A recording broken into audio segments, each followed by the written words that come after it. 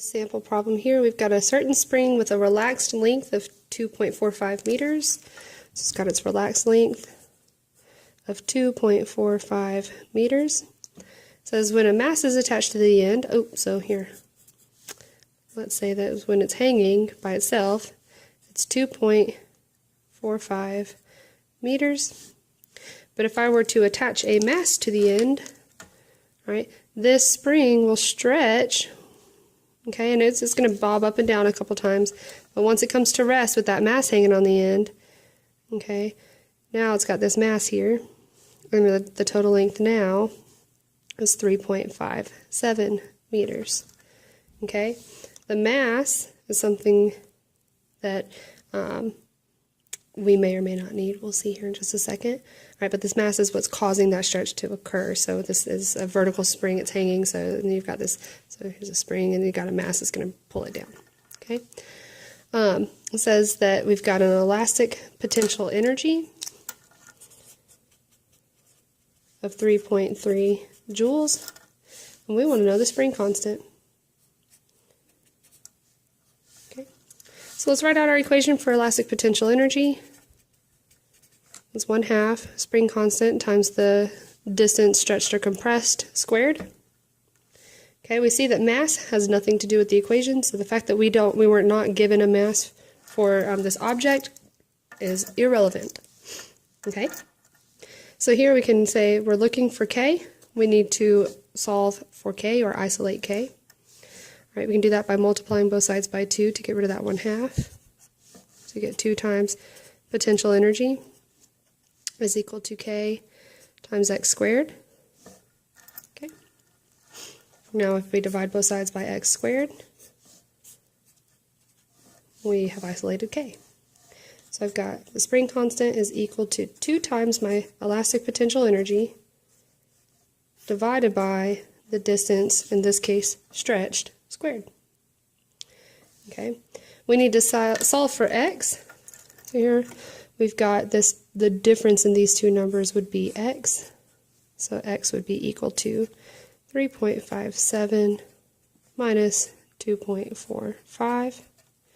Okay, so 3.57 minus 2.45 is 1.12 meters.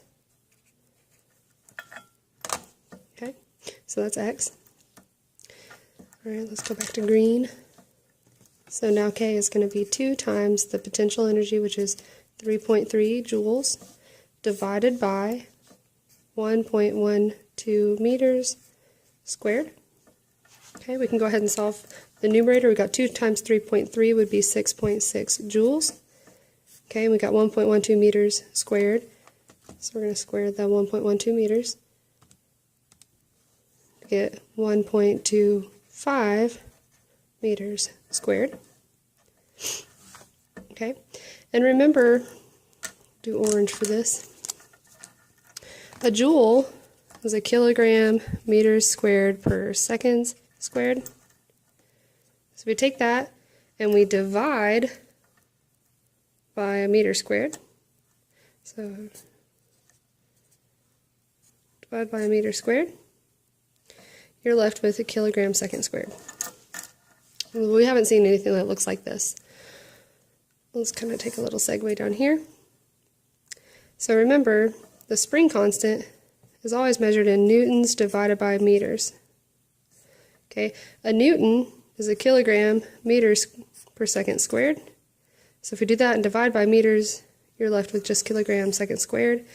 That's what we're left with up here when we do this math. So really, we can just write it as this unit. I'm not going to require that you show me how to derive the units here. As long as you can remember that K would be measured in Newton per meter squared, you would be fine. Okay, but this joules per meter squared, that is the same thing as this expression. Okay, so I'm going to say that my K is going to be equal to some number of newtons per meter squared. That's from these units here. Now let's take these values and figure out our magnitude for K. So 6.6 divided by 1.25 is going to give us 5.28 newtons per meter. What this means is that for whatever spring this is, the material, the diameter, the length, the diameter of the coil, everything, is going to affect how much force is going to be required to stretch or compress that spring. So here this is saying that you would have to put in 5.28 newtons of force to stretch or compress that spring for 1 meter. So if you were to stretch it 2 meters, you would need twice that amount of force.